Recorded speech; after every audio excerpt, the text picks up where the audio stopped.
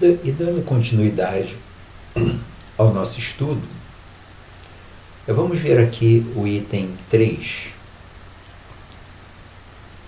Apenas ideias muito imprecisas tinham os judeus acerca da vida futura.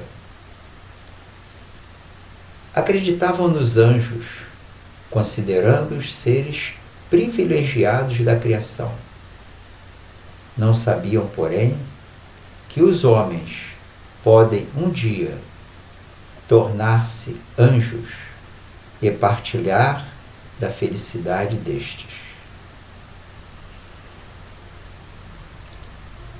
Meus irmãos, infelizmente, a vida material tem um certo fascínio sobre as direções que damos à vida material nossa, a nossa condição de espíritos encarnados. Nós ainda nos deixamos levar por aquilo que toca os nossos 5 sentidos. E os nossos irmãos, que na verdade éramos nós, provavelmente que estávamos lá, nos deixávamos levar pelas questões da vida física, pelos interesses da matéria. E eles olhavam a vida futura, essa ideia de alguma coisa que existisse acima deles, acreditando que haviam seres especiais, criados de forma diferenciada e privilegiados, que não sofreriam, não passariam por nenhuma dificuldade, não teriam a oportunidade de experienciar as dificuldades para a sua evolução. Então seriam os anjos. Mas eles não sabiam que, na verdade, somos todos criados da mesma forma, com as mesmas possibilidades de evolução. E não sabiam que um dia atingiríamos a condição de anjos, ou atingiremos a condição de anjos um dia. E nessa condição encontraremos a grande felicidade, a felicidade perfeita que tanto buscamos. E continua aqui. Segundo eles, os judeus, a observância das leis de Deus era recompensada com os bens terrenos, com a supremacia da nação a que pertenciam, com vitórias sobre seus inimigos. A felicidade, a noção de felicidade é para eles, ou para nós, quando lá estávamos, era essa. Era alcançar os bens físicos, os bens materiais, mesmo que fosse à custa do sacrifício e da dor dos nossos chamados adversários ou inimigos. E as calamidades públicas e as derrotas eram o castigo da desobediência àquelas leis. Então a ideia era, se obedecermos à lei, vamos ter todas as benesses que a vida física nos oferece. Se desobedecermos à lei, nós vamos sofrer o castigo de Deus, através de perdas, de desastres e de derrotas. Era essa a ideia do povo que ainda só enxergava a vida material, só entendia a matéria como sendo a única coisa importante para eles. E continua aqui. Moisés não pudera dizer mais do que isso a um povo pastor e ignorante, que precisava ser tocado antes de tudo pelas coisas deste mundo, onde a justiça de Deus segue o seu curso. Realmente não havia como Moisés esclarecer, entrar em detalhes. Então, Moisés trazia uma lei rigorosa, uma lei que era punitiva, porque naquela época só entendíamos isso, só entendíamos a dor, só nos movimentávamos através do aguilhão do sofrimento. Então Moisés não tinha como detalhar, entrar em questões acima da visão material. Aí veio Jesus mais tarde. Mais tarde Jesus lhe revelou que há outro mundo, onde a justiça de Deus segue o seu curso. Quer dizer, saímos da visão unicamente material e entramos numa nova visão de vida. Uma visão mais justa, mais transcendente e mais de acordo com o Deus amoroso e bom que nos governa e nos orienta na nossa jornada. É esse o mundo que ele promete aos que cumprem os mandamentos de Deus. Então, quando Jesus nos revelou a existência de outros mundos fora da matéria, foi exatamente uma cortina que se abriu para uma nova visão. E é esse mundo que ele promete aos que cumprem os mandamentos de Deus, onde os bons acharão sua recompensa e os maus encontrarão a sua punição, ou melhor, a sua oportunidade de retificação. É porque Deus não quer vingança, não quer simplesmente uma punição. A ideia da lei divina é nos impulsionar para a frente e para o alto, para a nossa evolução. E aqui nós temos ainda. Aí o seu reino. Este é o reino que Jesus nos anunciou. O reino além da matéria, além das convenções da vida física. Aí o seu reino. Lá é que ele se encontra na sua glória e para onde voltaria quando deixasse a terra. Então, quando Jesus disse, meu reino não é deste mundo, o reino dele é o reino espiritual. É o reino que está além da vida material, onde a ignorância, a falta de visão e de vida será clareada e teremos a oportunidade de enxergar melhor, de compreender melhor a grandiosidade da criação, a grandiosidade do nosso Deus amoroso e bom.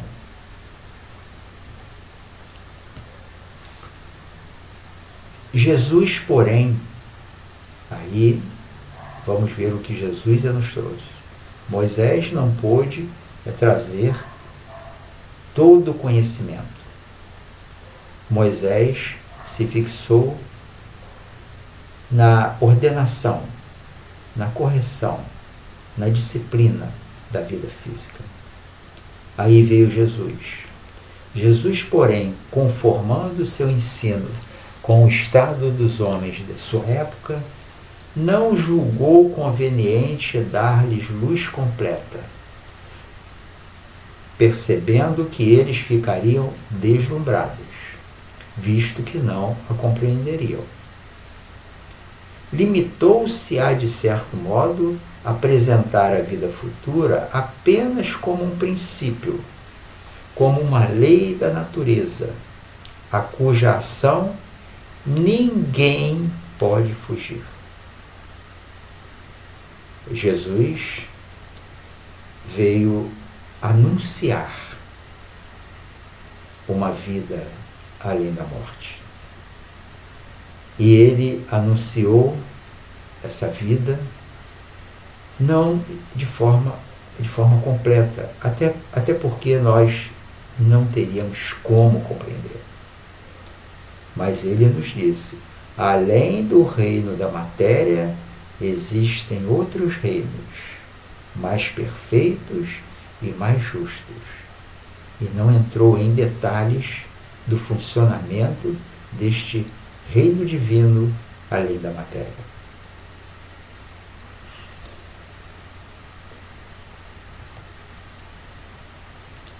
Ele nos apresentou a realidade de uma vida além da vida física. E continuando aqui, todo cristão, pois, necessariamente crê na vida futura. Olha só, se Jesus nos trouxe esta visão de uma vida além da morte, uma vida futura, todos que se dizem cristãos, que seguem as orientações de Jesus, todos necessariamente têm que crer nesta vida futura, nesta vida além da matéria, além da morte. Mas a ideia que muitos fazem dela é ainda vaga, incompleta e, por isso mesmo, falsa em diversos pontos. Não há uma precisão, um detalhamento muito aprofundado. Então, Jesus não tinha condição de apresentar algo mais profundo, mais detalhado a nós que estávamos lá à época, pelo grau ainda de materialidade que nos envolvia. E aqui continua: para grande número de pessoas não há a tal respeito mais do que uma crença balda de certeza absoluta, ou seja, sem uma certeza absoluta, donde as dúvidas e mesmo a incredulidade. E muita gente nega a existência de uma vida futura. E mesmo alguns que admitem o fato de existir um plano fora da matéria, de uma vida em um plano mais sutil, que é o plano espiritual, muitos que admitem essa possibilidade, alguns, ou melhor, muitos, vivem muito mais voltados para os interesses da vida material, mas se dizem, olha, existe vida após a morte, etc. Mas na hora da ação, na hora de dar o seu testemunho, vivem única e exclusivamente com sua atenção voltada para a vida física, para as coisas que o mundo material nos oferece.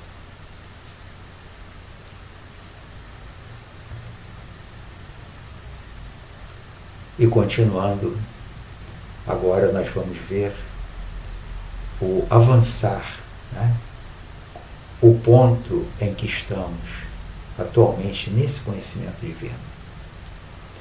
O Espiritismo veio completar nesse ponto, como em vários outros, o ensino do Cristo, fazendo quando os homens já se mostram maduros bastante para apreender a verdade. Então, a doutrina espírita, que é o consolador que Jesus nos prometeu lá atrás, que nos enviaria, que iria nos revelar muito mais coisas, é a nossa doutrina espírita, que veio através de Jesus, tendo como trabalhador na linha de frente, sob as ordens do nosso rei, do nosso mestre, Allan Kardec, o seu discípulo amado e querido, Allan Kardec. Então, recebemos, através da doutrina espírita, informações muito mais aprofundadas acerca do que vem a ser esta vida futura. E continuando, com o Espiritismo, a vida futura deixa de ser simples artigo de fé, mera hipótese. Torna-se uma realidade material que os fatos demonstram, porquanto são testemunhas oculares os que descrevem nas suas fases todas e em todas as suas peripécias. E de tal sorte que, além de impossibilitarem qualquer dúvida a esse propósito, facultam à mais vulgar inteligência a possibilidade de imaginá-la sob seu verdadeiro aspecto, como toda a gente imagina. Um país cuja pormenorizada descrição leia. Então, quando lemos acerca de um país com uma descrição mais clara, mais profunda, nós compreendemos de maneira mais exata o que vem a ser esse país. E recebemos do plano espiritual a descrição desse plano espiritual, desse plano extrafísico, que vai além da matéria, que é o plano em que estaremos quando sairmos da vida material e entrarmos na vida espiritual. Somos espíritos, não somos corpos, somos espíritos. A vida espiritual é a nossa vida real, a nossa vida mais profunda e mais clara. E recebemos essa descrição de muitos espíritos que desencarnaram. Através da doutrina espírita, nós estamos tendo a oportunidade de recebermos informações valiosas daqueles que estão do outro lado, ou seja, no plano acima, no plano maior, que é o plano espiritual. E quando aqui estivermos de retorno, essas lembranças irão nos auxiliar a compreender melhor na condição humana o verdadeiro significado das leis divinas, daquilo que é correto e justo de acordo com as leis do Pai que estão grafadas no Evangelho do nosso Rei, nosso Mestre, nosso Senhor Jesus Cristo. Ora, a descrição da vida futura é tão circunstanciadamente feita,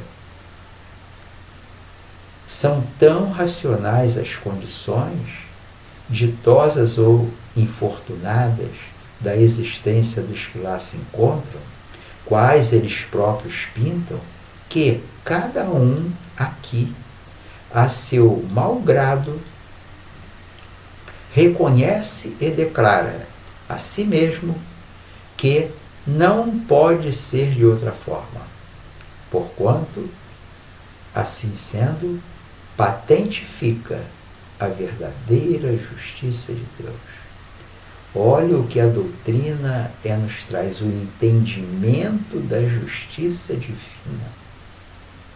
Esta maravilhosa doutrina espírita, a terceira revelação que foi prometida e cumprida